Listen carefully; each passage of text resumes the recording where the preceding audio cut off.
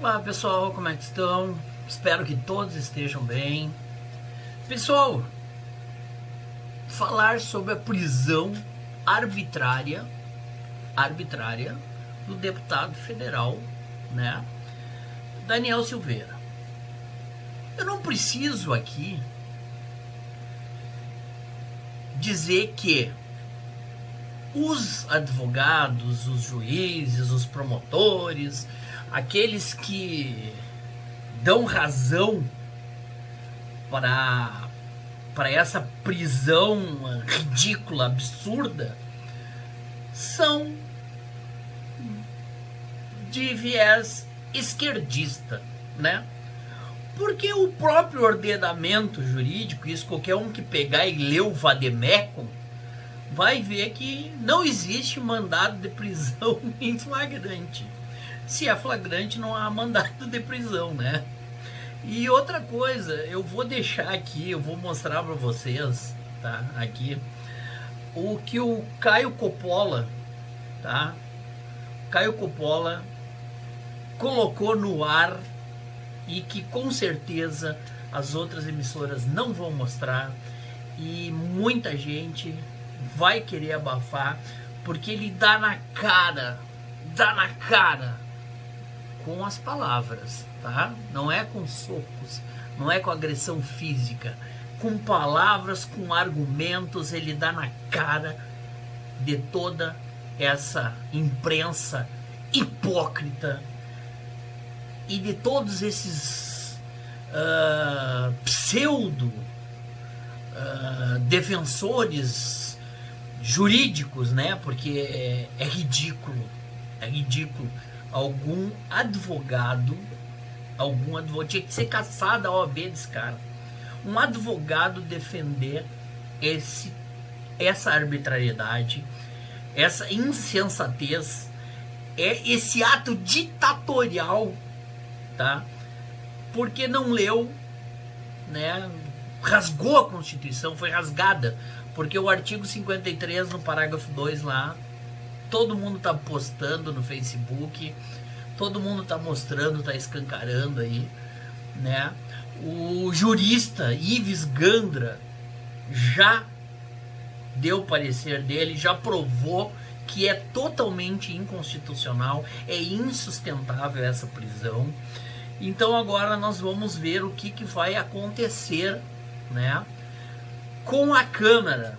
Se os vereadores, se os deputados de direita vão abandonar o seu soldado ou se vão querer que se cumpra a Constituição. Vejam bem, se cumpra a Constituição. Fiquem aí com o comentário do Caio, que com certeza os argumentos dele são bem melhores que o meu, até porque ele tem uma oratória maravilhosa, embora tudo que ele esteja falando aí já foi colocado nas redes sociais, em Facebook, em Instagram, em Twitter, tudo que ele está falando, só que ele tem uma propriedade para falar maravilhosa. Então eu quero que vocês assistam, tá bom? Um grande abraço, fiquem com Deus, Brasil acima de tudo, Deus acima de todos. O juiz pode revogar a prisão em flagrante ou pode convertê-la também em prisão preventiva ou temporária. Eu queria saber a sua avaliação, primeiro, Caio, sobre a votação no STF e sobre essa análise de hoje pela Câmara. Os deputados, eles estão pressionados pelas ações do STF e da Procuradoria-Geral da República? É evidente que sim, né, Cine? Em violação aí ao princípio da separação dos poderes, os congressistas, eles estão sob pressão explícita do tribunal, que é o responsável por julgar os parlamentares brasileiros com o famigerado foro privilegiado. Então, por um lado, os deputados eles desejam sim manter a sua imunidade parlamentar e o seu direito à opinião intocados, como prevê a Constituição Federal. Por outro, eles temem retaliação. Retaliação de quem? De um tribunal cada vez mais arbitrário, cada vez mais autoritário, que invade a competência e cerceia direitos dos demais poderes da República. Mas pouco importa o resultado de ontem na corte, essa unanimidade, ou de hoje no parlamento. Porque, como ensina a Margaret Thatcher, premier britânica, uma maioria não consegue tornar certo o que é errado. Então, com chavos políticos, são o que tem de menos relevante aqui. O importante é que o espectador, o cidadão, o brasileiro, que ele entenda a dimensão dos absurdos praticados pela nossa mais alta corte. Eu digo alta aqui no sentido de mais distante da realidade terrena. Porque, ao contrário do que o jornalismo de torcida faz parecer, a prisão em flagrante de um parlamentar não pode ser justificada pelo seu caráter, pelo seu temperamento, pela sua militância política ou pela sua biografia. Para que haja prisão em flagrante de um deputado federal que goza de imunidade parlamentar para manifestar livremente o seu pensamento, é fundamental que os atos praticados por esse político se enquadrem aí naquela exceção prevista no artigo 53, parágrafo 2º da Constituição, que resumidamente diz o seguinte: os deputados são invioláveis penalmente por quaisquer de suas opiniões e palavras e não poderão ser presos salvo em flagrante de crime inafiançável. Flagrante é uma expressão de origem latina, é do verbo flagare, né, que significa queimar, ou seja, o flagrante ele pressupõe que o delito seja tão recente que a chama do crime, por assim dizer, esteja ainda ardendo. É por isso que até essa semana não existia no Brasil mandado de prisão em flagrante. Se a autoridade judicial teve tempo de tomar conhecimento do crime, então o flagrante ele já se exauriu, ele já virou cinzas. Então, dessa forma, é entendimento pacífico da doutrina que nos crimes de agressão verbal, o flagrante se exaure no momento em que a fala é proferida, né? E assim pensa o professor Tiago Bottino, que é coordenador e pesquisador da Fundação Getúlio Vargas, no Rio de Janeiro. Ele é pós-doutor pela Universidade de Colômbia e ele é atuante nas áreas de direito público, penal e constitucional. Então, vamos combinar que é um currículo acadêmico bem mais robusto que a maioria dos ministros do STF. E o que ele disse? Aspas, os crimes são instantâneos e se esgotam no momento em que a pessoa fala. Não é porque o vídeo está no ar que há uma continuidade na prática do crime. Pessoal, questão bem básica de lógica. A gravação de um crime praticado por meio de palavras não configura flagrante ou a perpetuação do delito. A gravação de um crime falado é simplesmente uma prova que depois pode ser usada no processo, no devido processo. Mas além do vídeo flagrante, o ministro Alexandre de Moraes, ele promoveu uma outra inovação bem arbitrária, não prevista na lei processual, descrita de forma bem didática pela Procuradora da República, a doutora Tameia Danelon. Ela disse o seguinte: durante uma investigação, o juiz não pode decretar a prisão de ofício, ou seja, sem que haja pedido do Ministério Público ou da polícia. A única possibilidade de decretação de ofício pelo juiz é na fase processual, quando já existe uma ação criminal. Então, vamos lembrar que esse inédito mandado de prisão em flagrante, ele foi expedido no âmbito do inquérito das fake news, que é uma investigação inconstitucional, sem objeto nem prazo definidos, que, aliás, vai completar 2 anos mês que vem, e que foi instaurada com base numa interpretação impossível, absurda, do artigo 43 do Regimento Interno do STF. E detalhe, a Procuradoria-Geral da República mandou arquivar o inquérito, tamanha a sua ilegalidade. Contudo, talvez por esse mesmo motivo, essa flagrante ilegalidade, ele permanece como instrumento de censura, como instrumento de perseguição política a serviço do nosso maior tribunal. Mas voltando aí às cinzas da Constituição, que foi queimada no plenário do STF nessa quarta-feira de cinzas. Mesmo sendo tão criativo, com a reinvenção do conceito de flagrante, a criação da prisão de ofício durante a investigação, o ministro Alexandre de Moraes, ele se deparou com outro grande desafio para impor a sua vontade sobre a lei. Prender um parlamentar em flagrante só é possível se o crime for inafiançável. E a relação desses crimes graves, ela é bem restrita, ela consta do artigo 323 do Código de Processo Penal. A gente está falando do quê? De racismo, de tortura, de narcotráfico, dos crimes hediondos, de terrorismo. E tem uma última possibilidade prevista no inciso 3, que diz o seguinte: não será concedida fiança nos crimes cometidos por grupos armados, civis ou militares contra a ordem constitucional e o Estado democrático. É uma repetição do que diz a Constituição no artigo 5º, se não me engano, no inciso 44. Então, se o deputado preso não pertence a um grupo armado, como justificar que ele cometeu crime inafiançável? Fácil, fazendo o que o STF sempre faz, ignorando o texto literal, que fala expressamente em ação armada, e interpretando o dispositivo para contemplar a lei, a famigerada lei número 7.170 de 1983, que é a Lei de Segurança Nacional. E quais são os dispositivos da Lei de Segurança Nacional que embasaram a prisão em flagrante, aqui muito entre aspas, do deputado, né, que também constam da denúncia da Procuradoria-Geral da República oferecida ontem. São os seguintes, Artigo 18. Tentar impedir, com emprego de violência ou grave ameaça, o livre exercício de qualquer dos poderes da União ou dos Estados. E tem também o artigo 23, incisos 2 e 4. Incitar a animosidade entre as Forças Armadas ou entre essas e as classes sociais ou instituições. E incitar a prática de quaisquer crimes previstos na própria Lei Nacional de Segurança. Então, eu finalmente consegui assistir ao vídeo publicado pelo deputado, né, em 15 de fevereiro. Afinal de contas, o ministro Alexandre de Moraes, né, tinha tirado esse vídeo, tinha cerceado o nosso acesso à informação, colocando multa diária para a plataforma de YouTube acima de, no valor de R$100 mil por dia, né? E embora o tom do vídeo seja muito agressivo, embora as falas sejam chulas, indecorosas, carregadas aí de injúria, carregadas de difamação, não há ameaça direta ao exercício do poder judiciário, não há convocação para que a população cometa crimes contra o Estado.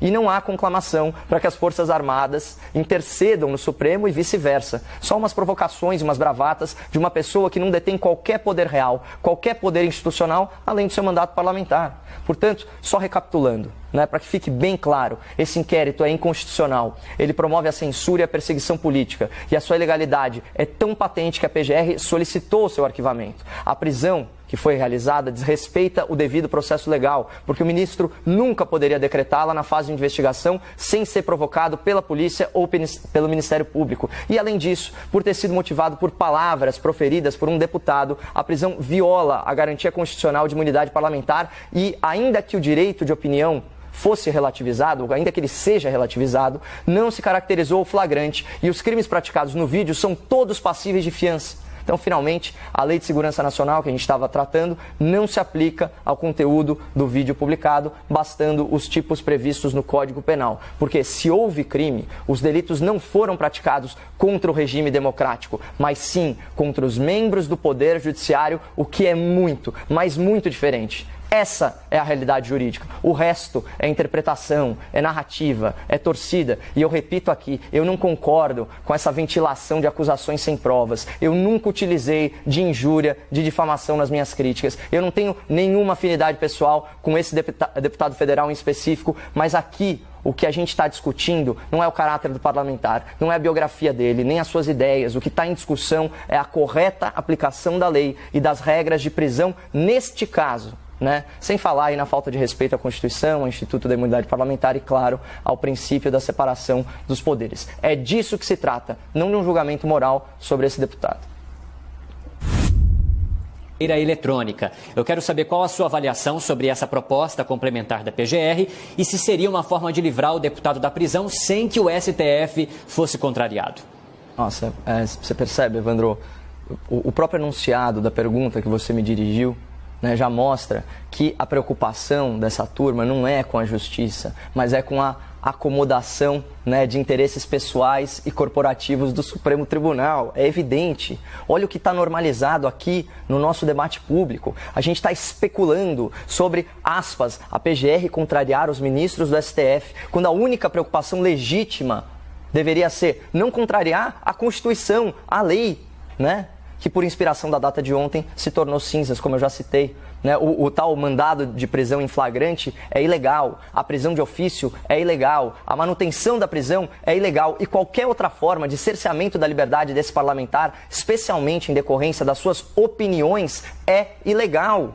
Então, querem prendê-lo? Então processem-no, aguardem o trânsito em julgado, conforme a jurisprudência bandidólatra do próprio STF, que proibiu, né, a prisão após julgamento em segunda instância. Então, esses acertos, essas combinações entre as autoridades que deveriam zelar pela estrita observância da lei, isso é uma vergonha escancarada, uma vergonha praticada à luz do dia, uma vergonha com cobertura jornalística. Né? Então, o Supremo ele decide com um casuísmo que salta aos olhos. Né? A pretexto de proteger a democracia, eles violam o devido processo legal e torturam a Constituição para invocar uma lei do regime militar. né? Essa é uma lei que eles consideram autoritária, que eles consideram anacrônica. E é como bem observou numa entrevista recente, o grande jurista e professor, doutor Modesto Carvalhosa. Ele disse o seguinte: é uma ironia dizer que o deputado atentou contra o regime democrático utilizando uma lei da ditadura. E olha só, eu não tinha observado isso, mas foi uma boa observação do professor. O Alexandre de Moraes estava tão envergonhado no seu despacho que ele não disse o nome da lei.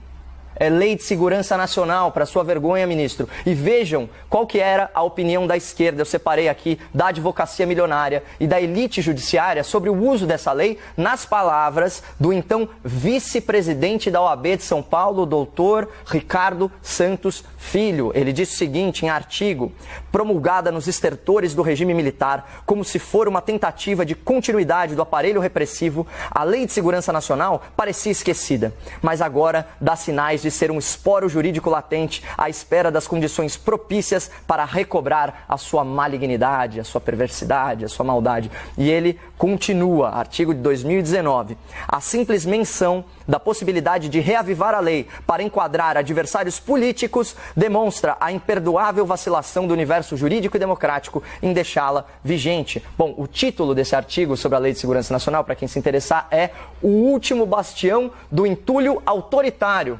Portanto, até outro dia, as elites engravatadas do direito abominavam a Lei de Segurança Nacional, mas esse entendimento muda subitamente, drasticamente, quando eles enxergam a possibilidade de enquadrar os seus adversários políticos, especialmente os apoiadores do presidente da República. Né?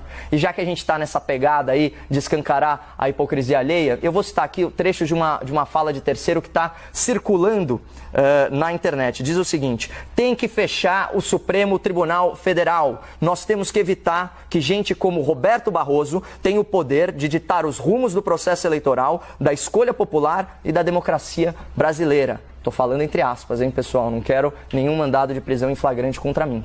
Essa fala antidemocrática, pelos padrões do STF, foi proferida por um ex-parlamentar do Partido dos Trabalhadores, né?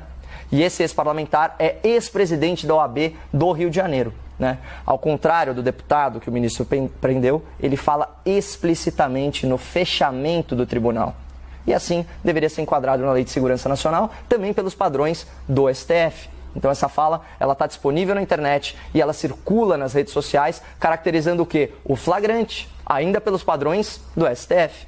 Né? Então, se houvesse aqui um pingo de coerência na justiça brasileira, Evandro, o Brasil deveria testemunhar logo menos seu segundo mandado de prisão em flagrante. Né? Seria ilegal, com certeza, mas pelo menos uma ilegalidade consistente, uma ilegalidade